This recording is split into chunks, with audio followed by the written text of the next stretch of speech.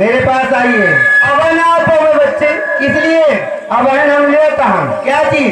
या पूछो कब कब लेते? कब लेते हो? सुबह लेता हूँ, शाम को लेता हूँ, दोपहर में खुलेआम लेता हूँ, जब मौका पाए तब पर लेते। अरे क्या चीज लेते हो? कौनो अंतर पंचा चीज नहीं ले बच्ची घोड़ा। हाँ, हम भगवान का नाम लेता हूँ।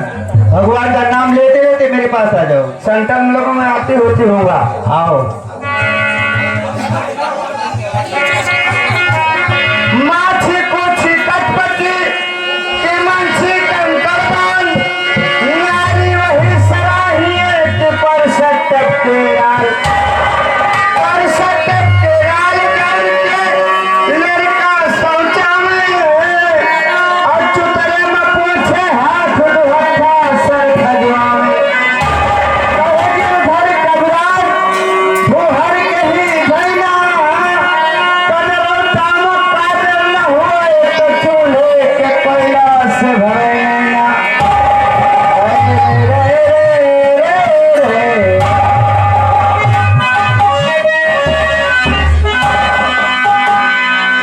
अरे रस भरे में बुआ रस भरे में बुआ टमाटर डाले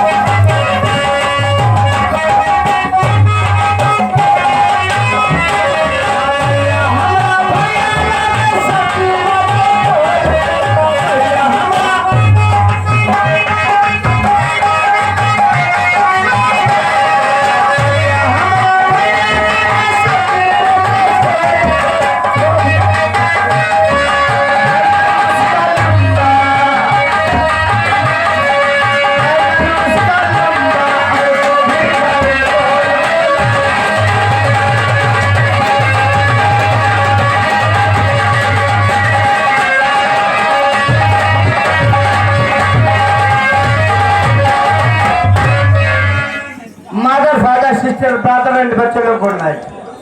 हम आप लोगों गांव में आज दूसरी बार आए हुआ हूँ। अगर मेरे मुँह से रात भर में कोई शब्द गलती से निकल जाता है तो आप सभी दर्शक हमसे हाथ जोड़कर माफी मांग लीजिएगा। हमें किसी लड़की ने याद किया है, पहले उससे मुलाकात करें, फिर आप लोगों शायद मनोरंजन देते रहेंगे।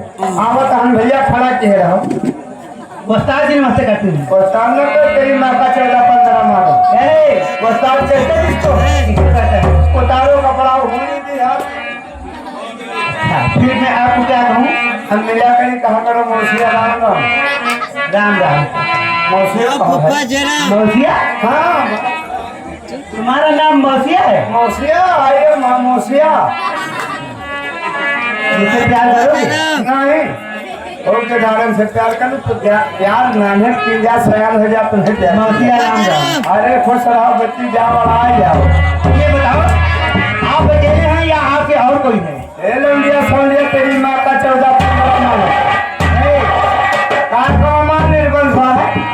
मैं ये तो कहती हूँ तुम्हारा निर्बंध हुआ है, पूछ रही हूँ। फूल खून की हुई सफाई कौन बच्चे हम दो भाई। आप छोटे हैं या बड़े? हम तो छोटवा। आप छोटे हैं जी। अपने बड़े भाई को बुलाइए। काहे हमसे काम न चलेगा। तुम्हारा मुंह नहीं है, ए बच्चे हाँ। वहाँ पर न जाओ। घोड़ा जैसा मुंह है। अरे मुहावने घोड़ा का हाँ मुहावना घोड़ा का सामना जैसे गधा है। अपने भाई को बुलाइए। शंकर लोग को बुला रहा हूँ। हे भैया मोटवारे। हाँ भैया मोटवारो। पहले ते जो चिल्ला जैसे भैंस बिगात हो। वैसे नहीं साले तुम हमका घर